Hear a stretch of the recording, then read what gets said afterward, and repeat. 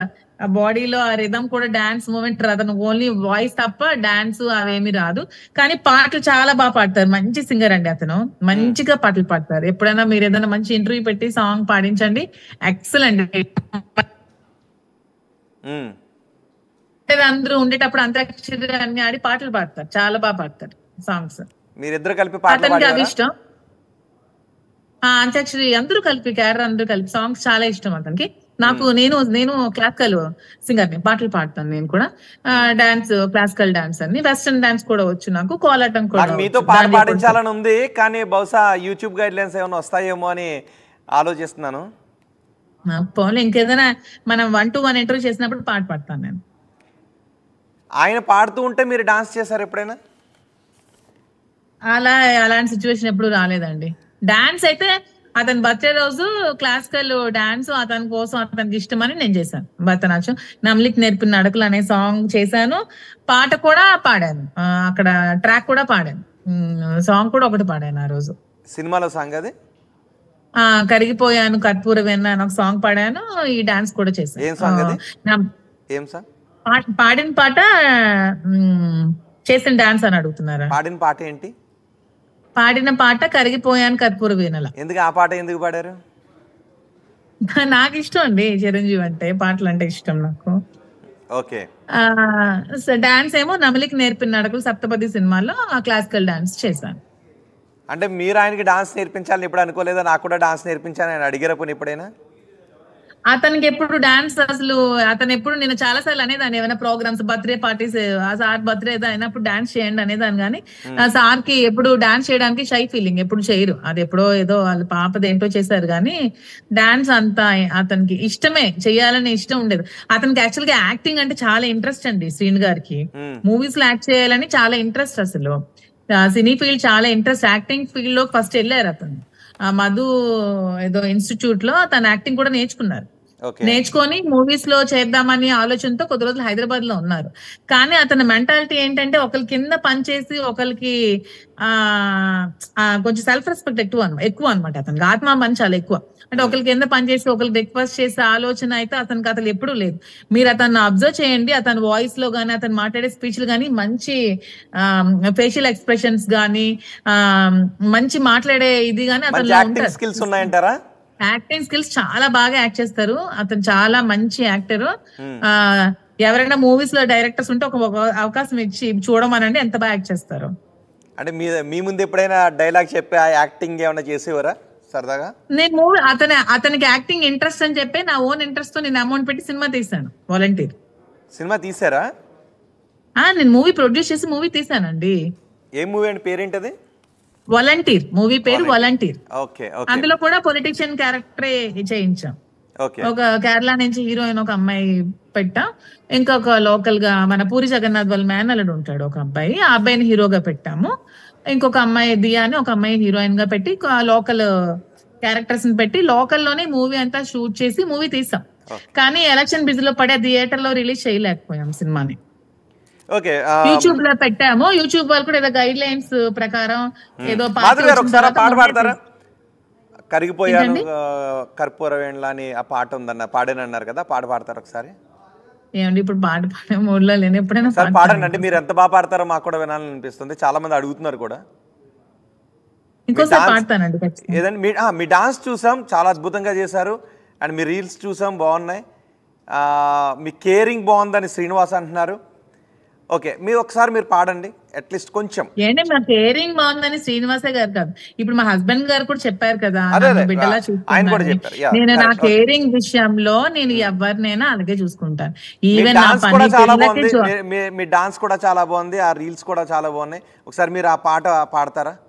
ఏమంటే ఇప్పుడు పాట పాడే మూడ్లో ఖచ్చితంగా ఇంకోసారి మీరు నాతో 1-to-1 చేయండి. మీరు ఖచ్చితంగా కొంచెం పాడండి. మీరు ఎంతవరకు పాడగలిగితే అంతవరకు కొంచెం కూడా వద్దండి, ఇప్పుడు వద్దులేండి. సిచ్యువేషన్స్ లో పాట నేను పాడితే అస్సలు బాగోదు. అంటే మీరు ఎలా పాడతారో చూద్దాం ఒక్కసారి. చాలా మంది అడుగుతున్నారు, మా కోసం కాదు. ఇప్పుడు ఎవరండి మీకు అడుగుతున్నారు? మీరు పాట పాడితే వినాలనిపిస్తుందని మెసేజ్ చేస్తున్నారు. నాకు ఒక మెసేజ్ కూడా రాలేదు. చూడండి, కావాలంటే ఆర్టీవీ లైవ్ కింద చూడండి. నేను ఆ మెసేజ్ చూసే మిమ్మల్ని అడుగుతున్నాను. ఆర్టీవీ లైవ్ పక్కన మెసేజ్లు ఉన్నాయి. ఒక్కసారి మీరు ఆ కరిగిపోయాననే పాట ఒక్కసారి పాడండి, కొంచెం పాడండి, ఏమొద్దు, ఒక 4 లైన్లు పాడండి చాలు. ఏమండి ఇప్పుడు నాకు ఇబ్బంది పట్టుకోండి, నేను ప్లీజ్ అండి పాడతాను. నాకు మాధురి గారు, ఒకసారి ఒక కూడా 4 లైన్లు పాడండి. ఇప్పుడు నాకు ఇప్పుడు పాట పాడ ఇది కూడా లేదండి అసలు అసలు. ఎలా వచ్చినా సరే పాడండి, పర్వాలేదు. అదే నాకు ఇప్పుడు ఇంట్రెస్ట్ లేదు, పాట పాడే ఇంట్రెస్ట్ లేదు. మీరు ఒక్కసారి ఎవరు అడగకుండా ఒక్కసారి కళ్ళు మూసుకుని ఆ రోజును గుర్తు తెచ్చుకోండి మీరు ఎలా పాడారో. మీకు పైగా పాట అంటే ఇష్టం అంటున్నారు. అంత ఇష్టమైన పాటను ఒక్క 4 లైన్లు పాడండి, మొత్తం పాట అంతా పాడొద్దు, ఒక్క 4 లైన్లు పాడండి. ఏంటి ప్లీజ్ అండి, నాకు ప్లీజ్ అండి. ఇబ్బంది చూడండి పెట్టండి. మీ రీల్స్ కూడా పక్కన ప్లే అవుతున్నాయి, ఎంత బాగున్నాయి. ఒకసారి మీరు పాట పాడండి, మీ డాన్స్ చూసాం ఏమో కదా. నాకు ఒకటి అర్థం No, no, no. కావట్లేదు. అంటే నేను ఓకే, నేను అది కాదు, ఎక్కువ బలవంతం పెట్టను.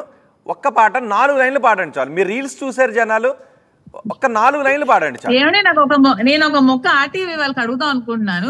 ఎందుకండి ప్రతి ఒక్క వీడియోలో నా సాంగ్ ఎందుకండి అలా రీల్స్ ని ప్లే చేస్తున్నారు కంటిన్యూస్ మీరు గా? పబ్లిక్ కోసమే కదండి రీల్స్ చేశారు. పైగా play చేస్తున్నారు. ఆ రీల్స్ ని బట్టి మీకు ఎంతో మంది ఫ్యాన్స్ వచ్చారు.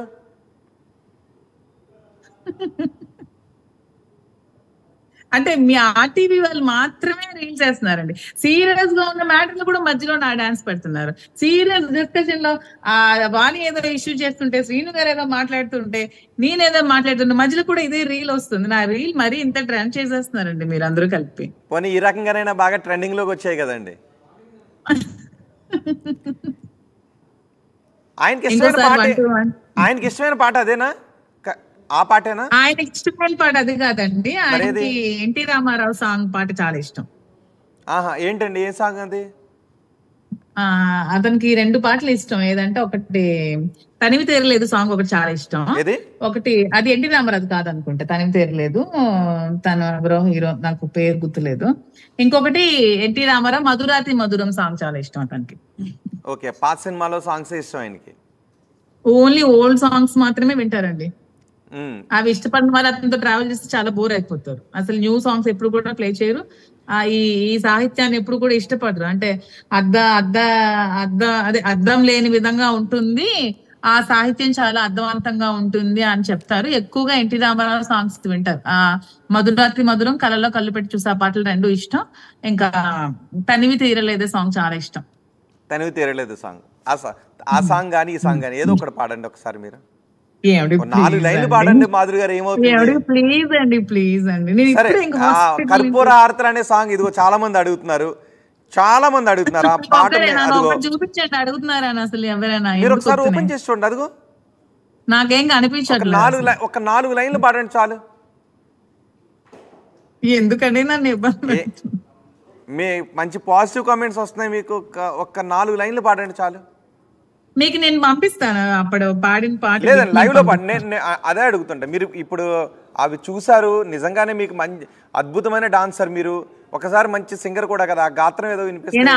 అంత మంచి సింగర్, సినిమా పాటలు పాడిన సింగర్ కాదు, ఏదో క్లాసికల్ అన్నమాచార్య కీర్తనలు ఏవో పాడతాను గానీ సినిమా పాటలు పాడేంత అంత పెద్ద. అందుకే 4 లైన్లు పాడాను అన్నారు కదా ఆ రోజు డాన్స్ చేస్తూ, అదొక్క పాట పాడండి.